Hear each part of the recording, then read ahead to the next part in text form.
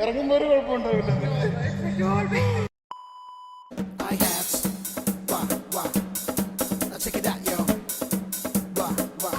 അപ്പൊ പോവാല്ലേ?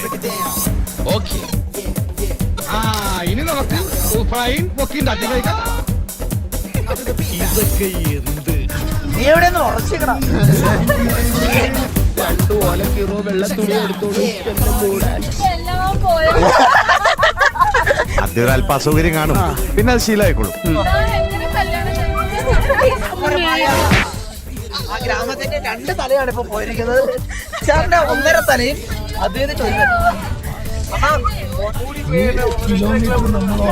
അത് ഞങ്ങൾ വണ്ടി കഴിച്ച എന്റെ വണ്ടി ഉണ്ടായിരുന്നു.